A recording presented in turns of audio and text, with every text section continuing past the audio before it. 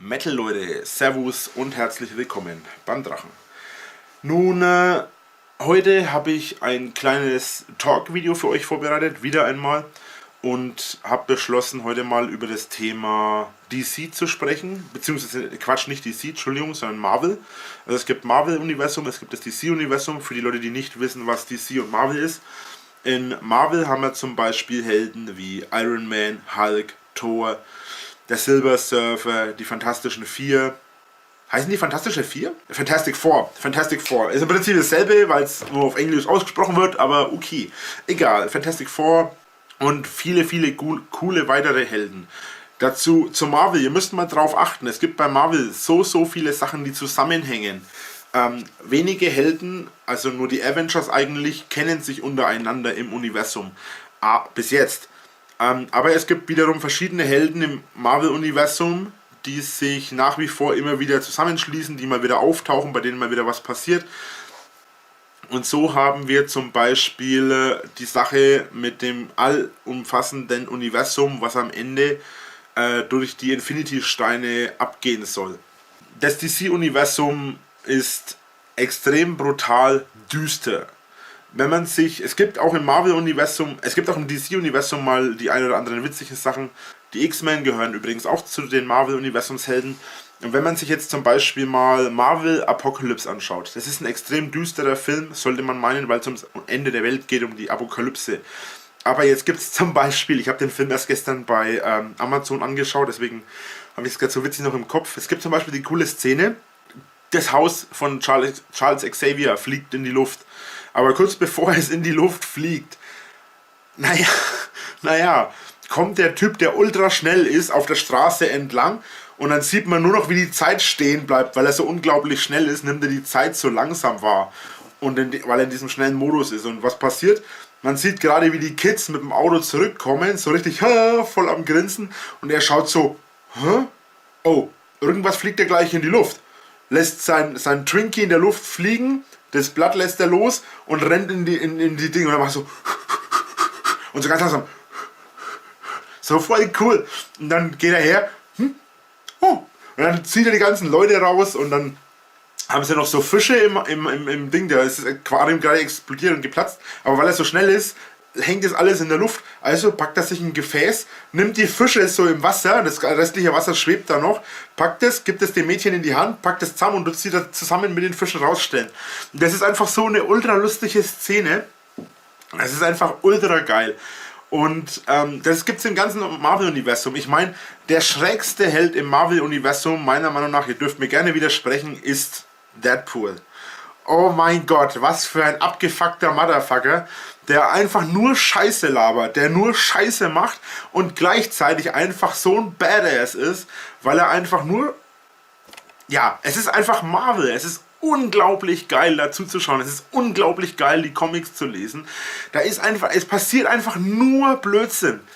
Und gleichzeitig gibt es aber auch verdammt ernsthafte Szenen, wie zum Beispiel, wenn man sich jetzt Thor anschaut, The Dark Knight war das, glaube ich. Oder The Darkness? The Dark Knight, glaube ich, war es. Das ist der zweite Thor. Da hat man die Sache, dass Loki, Thors Bruder, gekillt wird. Und im Thor zum Beispiel hat man die Szene, dass es wieder sehr, sehr düster ist, im The Dark Knight, im zweiten Thor. Es passiert einfach, dass Loki getötet wird. Und obwohl Loki die ganze Zeit eigentlich böse war, ab dem ersten Thor, im ganzen Avengers 1 und 2, nee, im ganzen Avengers 1, Entschuldigung, im 2, das kam ja später dann. Also in der ganzen Geschichte ist es einfach so, dass einfach unglaublich viel Düsternis dabei ist. Das nächste, was ich sehr interessant finde im Marvel-Universum, man kann echt sagen, was man will. Es passieren ständig Sachen, und so Sachen wie jetzt zum Beispiel New York. Wenn das im DC-Universum passiert, naja, dann ist es halt passiert. Ja, da redet keine Sau mehr drüber, ob jetzt irgendwie in Gotham City eine riesige Gaswolke die Leute verrückt gemacht hat und sich gegenseitig alle abgemurkst haben oder abmurksen wollten. Aber im Marvel-Universum ist es zum Beispiel so, im Avengers 1 ist der Himmel aufgerissen und diese ganzen Leute aus dem anderen Universum sind gekommen, die übrigens von Thanos geschickt wurden. Thanos ist wiederum einer der Bösewichte, der in Avengers 1 war. Er ist in Ich weiß gar nicht, ob er im Tor mal angesprochen wurde, aber es gibt zum Beispiel von den Infinity-Steinen auch diese beiden Handschuhe. Da ist im ersten Tor zum Beispiel der eine Handschuh, ich weiß nicht, ob es der linke oder der rechte ist, den anderen wiederum hat Thanos. Dann ist es so, dass Thanos im Guardians of the Galaxy dabei ist, die auch alle zum Marvel-Universum gehören. Dann gibt es am Ende vom Avengers 1, nee, am Ende vom zweiten Tor hat man ja diesen, das ist auch ein Infinity-Stein, aber man erkennt ihn nicht als solches, weil er eine Flüssigkeit ist oder ja, einfach dieser Schatten, diese dunkle Materie, ich weiß jetzt nicht, wie es geheißen hat, das, was die Dunkelelfen wollten, das ist auch ein Infinity-Stein. Und dieser Infinity-Stein wird dem Typen übergeben, dem in Guardian of the Galaxy sie den zweiten Infinity-Stein verkaufen wollten. Jetzt ist aber der Typ derjenige, der schon einen Infinity-Stein hat, weil es am Ende vom Tor 2 von den Asgardianern dem Typen übergeben wird. Ich habe jetzt den Namen vergessen. Ich bin so schlecht mit Namen, sorry. Und jetzt kommt's, ja, wo in Avengers 1 der Himmel aufgerissen ist und New York war. Das wird angesprochen im Tor 2. Ich glaube im zweiten Captain America. Es wird aber auch angesprochen und ich vermute, dass die Mehrheit von euch das gar nicht kennt. Im Daredevil. Es gibt den Daredevil und das ist auch ein Marvel-Held, aber das ist eine Serie, das ist kein Film, das ist eine Serie. Und sogar in der Serie haben die dran gedacht, das anzusprechen. Und ich fand es so ultra geil, weil die ersten Folgen sind wirklich, wo sie dann noch über diese Sache vom Ding sprechen. Wo sie einfach noch einmal, die haben da keine Superschurken in dem Sinne dabei. Also es gab da schon mal den einen oder anderen, der ultra krass drauf war. Aber es gab sogar da die Ansprechungen von Hell's Kitchen beziehungsweise von einem Stadtteil von New York, wo die einfach halt auch drüber gesprochen haben, dass da gerade diese ultra Scheiße abgegangen ist. Und da denke ich mir einfach nur noch, what the hell? Die haben sogar daran gedacht, weil das Ganze hat nach der Ding angefangen zu spielen. Es ist einfach ultra krass. Dann haben sie jetzt, gut, das ist natürlich wieder ein Ausnahmefall, das finde ich ein bisschen scheiße, aber da muss man sagen, dass Tobey Maguire auch nicht mehr mitgemacht hat. Da haben sie Spider-Man jetzt 3-mal aufgenommen. Und zwar im ersten Teil haben sie 3-mal gedreht. Den ersten mit Tobey Maguire, dann den zweiten mit Tobey Maguire und den dritten. Dann gab es, ich habe den Namen von den Schauspielern nicht weiter, dann gab es den Amazing Spider-Man, da gab es auch 2 Teile. Und jetzt soll, soweit ich weiß, wenn es stimmt, soll noch ein dritter kommen. Und der ist wiederum der gleiche Schauspieler, der dann in Marvel Civil War ist. Jetzt denkt ihr euch natürlich, das ist aber alles eine ganz andere Geschichte. Habt ihr euch vielleicht gedacht, das dachte ich mir auch. Aber das ist die Sache. Der neue Spider-Man, der jetzt dauerhaft dabei sein soll, das ist wiederum ein anderer. Deswegen hatte der ein anderes Kostüm, hatte wieder eine komplett andere Story. Und hätten die jetzt den Tobey Maguire dabei gehabt, dann wäre das die ganze Story vorher gewesen. Hätten die den anders kennengelernt oder sowas, hätten sie das anders zusammenschneiden müssen. Aber das Ganze passt trotzdem zusammen, weil die wieder einen neuen Spider-Man machen. Finde ich storytechnisch dann doch ein bisschen verwirrend, weil es ein bisschen scheiße ist. Aber ganz ehrlich, die haben Amazing Spider-Man gemacht. Ich hätte es besser gefunden, wenn die Story da weitergemacht hätten. Da hätten sie halt einen anderen Schauspieler gehabt. Ist scheiße, aber wäre trotzdem cooler gewesen. Aber gut, das ist auch der einzige Makel an Marvel-Universum, der mich stört. Im Großen und Ganzen ist das wirklich ultra cool, wie die alles zusammengebaut haben. Worauf ich aber immer noch sehnsüchtig warte. Es gibt einen Helden, den ich absolut vergöttere. Es gibt keinen geileren. Und ich habe das nicht da, glaube ich. Ich habe von dem, es gab damals 13 Zeichentrickserien oder Folgen, nicht Serien, es gab damals 13 Folgen von dieser Serie. Und das war damals die Serie vom Silver Surfer. Und da habe ich alle Folgen da. Das ist eine CD, also eine DVD, die gab es mal vor einigen Jahren und da ist wirklich, leider ist es da auch so, dass Thanos, also da spielt Thanos zum Beispiel eine sehr große Rolle. Finde ich ein bisschen sehr schade. Dazu muss man auch sagen, dass es, man kann, also das habt ihr vielleicht schon gemerkt, ich weiß nicht, ob ihr Marvel verfolgt oder die Marvel-Filme verfolgt, das sind ja sehr, sehr viele rausgekommen in den letzten Jahren. Vor allem sehr viele von X-Men und so weiter, oder Wolverine. Und die Sache, was ich sehr, sehr schade fand, war, dass es, naja, im Prinzip, es gibt schon mal so kleine Sachen, die nicht dazu passen. Bei Deadpool und so weiter zum Beispiel sind ja auch 2 X-Men dabei. Das sind aber wiederum welche, die Naja gut, X-Men ist auch so eine Sache, die immer wieder übereinander greift. Dann haben sie wieder die Vergangenheit geändert, weil sie da wieder was machen mussten. Sind alles coole Filme und coole Stories, sind aber für Marvel an sich nicht wirklich, also fürs Avengers sind die nicht wirklich relevant, deswegen können sie da ein bisschen abschweifen. Die kommen zwar, das eine oder andere kommt da zwar, glaube ich, auch mal im Avengers vor, also der eine oder andere, aber so im Großen und Ganzen, ich weiß nicht, wie sie das weitermachen wollen. Also so zu den Zeichentricks damals und zu den heutigen Filmen kann man nicht immer Parallelen ziehen, weil früher war es auch so, dass es alles aufeinander aufgebaut hat, aber die Storys waren alle ein bisschen anders oder es waren ein bisschen anders aufgebaut. Cool, Iron Man hat einen Film, Wolverine hat einen Film und viele, viele andere. Spider-Man hat man ja gerade und Captain America, Hulk, die haben alle eigene Filme. Letztlich finde ich es schade, dass die da viele Sachen einfach geändert haben oder viele Sachen einfach nicht so wirklich übergehen. Wenn die hergegangen wären und von allen auch eine Serie gemacht hätten, wäre es nicht so aufgefallen, dann wäre das Ganze nicht so hochgekommen.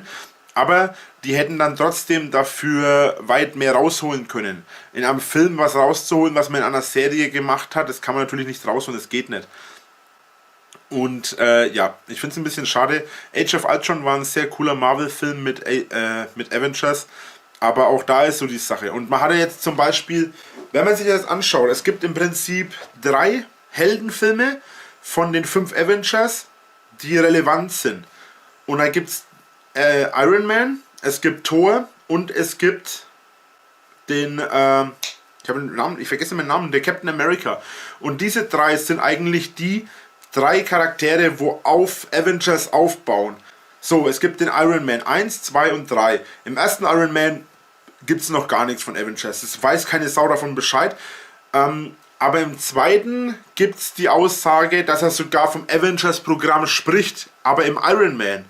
Und dass auch zum Beispiel verschiedene Charaktere dazukommen.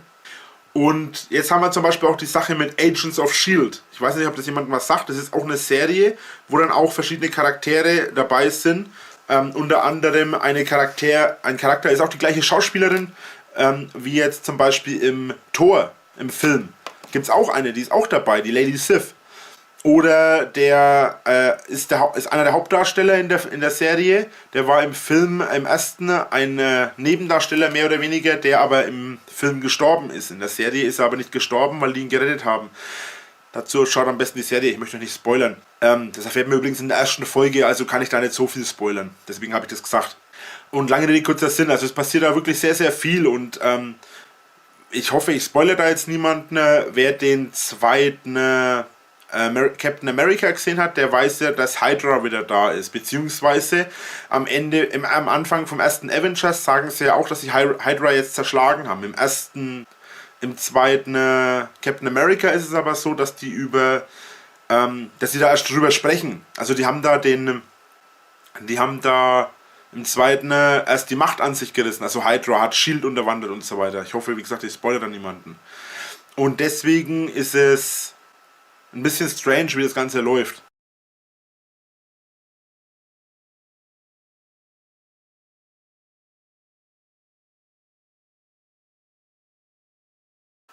Gut, das war es eigentlich erstmal soweit. Das war jetzt nochmal so mein Marvel-Universum, beziehungsweise meine Talkrunde zu Marvel.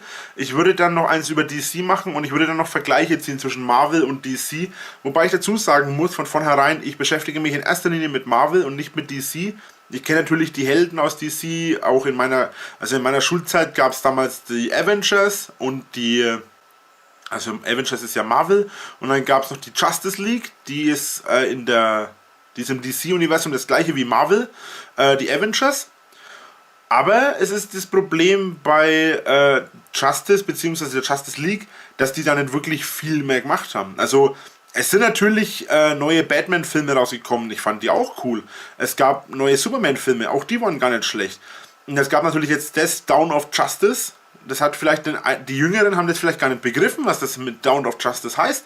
Dawn of Justice hat geheißen, dass weil Batman und Superman gegeneinander gekämpft haben, die 2 Mitgründer, unter anderem, also Flash, ich weiß gar nicht, wer waren das alles? Es war Flash, es gab ein paar halt, die da mitgemacht haben. Flash, Superman, Batman, Wonder Woman, glaube ich, hat die geheißen.